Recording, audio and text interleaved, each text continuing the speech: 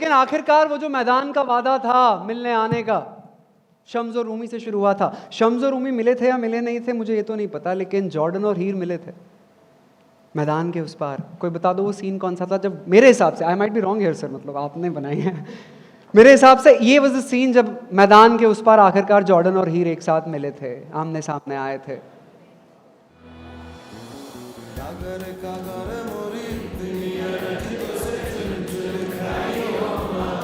Louder.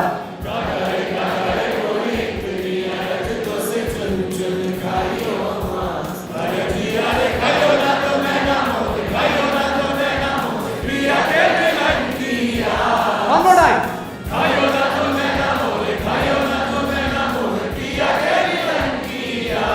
Together.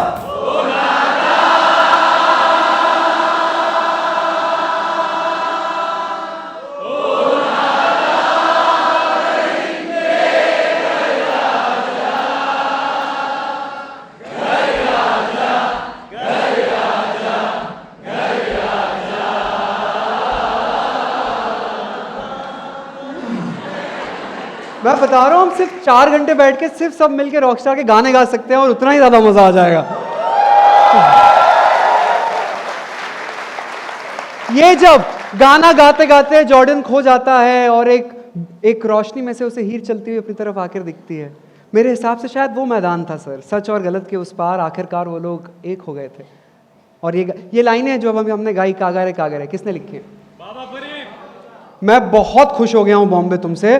मुझे लगा था 4 लोग चिल्ला के बोलेंगे इरशाद कामिल। इरशाद सर ने लिखी है, पर 400 साल पहले बाबा फरीद ने लिखी थी। बाबा फरीद के बारे में जानना चाहेंगे तो जोर से बोलो। अगली कहानी बाबा फरीद। कैसे छोटी छोटी कहानियां छुपा के रखते हैं छोटी छोटी कहानियों में। बाबा फरीद एक सूफी संत थे। उनकी एक अजीब सी फिलॉसफी थी। उन्हें लगता था कि सफरिंग में, दर्द में अगर आप खुद को हदों तक पहुंचा दो तो ठीक उसके उस तरफ खुदा खड़ा मिल जाता है। तो वो अपने आप को दर्द में रखते थे। पत्थर जैसी रोटी खाते थे। पूछो तो कहते थे कोमल रोटी खाऊंगा तो मेरा दिल पत्थर का हो जाएगा। बाबा फरीद वो थे, अपने आप को कुएं से उल्टा अंदर लटका कर बांध दिया करते थे हफ्तों के लिए। दर्द में खुद को सफरिंग में रखते थे। 90 साल की उम्र हो चुकी थी, हाथ पैर में जान नहीं बची थी। उसी कुएं के पास में उनका शरीर पड़ा हुआ था, मांसपेशियों में इतनी भी जान नहीं कि अब उठा सकें हाथ। तब बहुत सारे कौवे आसपास आकर इकट्ठा हो गए, इस उम्मीद में कि ये मरेंगे और हम इन्हें। तब उन्होंने, बाबा फरीद ने कौवों को देखकर कहा था कि चाहे कौवों मेरा पूरा मांस, एक एक मांस नोच नोच के खा जाना, जो चाहे खा लो, बस मेरी ये 2 आंखें ना खाना, मेरी ये 2 आंखें ना खाना। उसमें अभी भी मेरे पिया को देखने की आस बाकी है।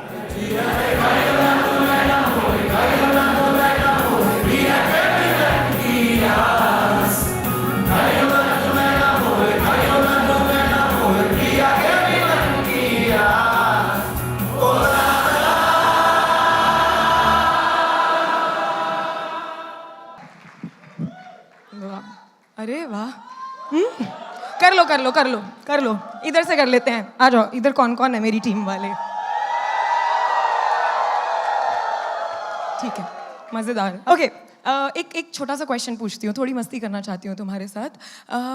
कितने लोग हैं जिनके पेरेंट्स लाइक बहुत स्ट्रिक्ट हैं, अतः स्ट्रिक्ट? जोर से चिल्लाना। 3, 2, 1। बाकी सब झूठे हैं, ठीक है? इंडियन पेरेंट्स स्ट्रिक्ट ही होते हैं, ठीक है? ये वो लोग हैं जो चिल्लाए हैं, जो इस कमरे के सबसे अच्छे झूठे लोग हैं, है ना? जैसे, और इनके झूठ यहाँ रहता है एकदम। They can any day at any point of time lie fantastically. तुम्हें दम में तुम पकड़ के दिखा दो। जैसे लाई डिटेक्टर टेस्ट का बेस क्या है कि वो आपकी सांसों से नोटिस करता है कि कब धोखा देंगी और हम इनको पकड़ लेंगे। हमारी देती नहीं है, हम एक सांस में बोल सकते हैं बहुत सारे झूठ।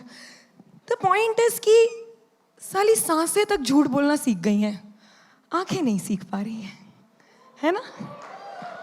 आंखों के बस का ही नहीं हो रहा है। कहा है कि क्या होगा अगर ये आंखें झूठ बोलने लगेंगी? ये आंखें झूठ अगर कह पाती तुमसे, कि क्या होता अगर ये आंखें झूठ अगर कह पाती तुमसे, कितनी दफा हुए कितने रुसवा, और फिर मान भी गए बिना रूठे जरा सा तुमसे। कितनी दफा न जाने कितना टूटे और फिर जुड़ भी गए छुआ कर खुद को तुमसे। कितनी दफा हुए न जाने कितना छलनी और फिर भर भी गए मोहब्बत जतवा कर तुमसे। कितनी दफा न जाने कितना रोए और फिर हंस भी गए खैरियत पूछवा कर तुमसे। आज तुम्हें खबर तक ना होती हाल हमारे की, ये आंखें झूठ अगर कह पाती तुमसे। इसीलिए ना मरते मरते जब वो मरने लगता है और उसको और कुछ नहीं चाहिए, उसको नहीं देखना है, उसको चाहिए नहीं कि महबूब छू ले, मैं उसे गले से लगा लूँ, नहीं, उसे सिर्फ अपनी आंखें चाहिए। पहली बार पंजाबी में पढ़ रही हूँ, कहा है कि तू भी झूठा, तू भी झूठा मैं भी झूठी, तू भी झूठा मैं भी झूठी, झूठे हाथ झूठे पैर, झूठे इस सारे नज़ारे, झूठे इत्थे बैठे सारे अखां सचियां। झूठा चंदा, झूठा चंदा, झूठा सूरज, झूठे तारे, झूठे इत्थे बैठे सारे अखां सचियां। ताही मरदे मरदे आखां तैनू, ताही मरदे मरदे आखां तैनू, तू ले जा जो कुछ तू लेना, तू ले जा जो कुछ तू लेना, हाल भी ले जा एक एक मेरा वाल भी ले जा, हाल भी ले जा एक एक मेरा वाल भी ले जा, खाल भी झूठी मेरी खाल भी ले जा, अखां छड़ दे वेखन नू अखां सच्चियां, अखां सच्चियां।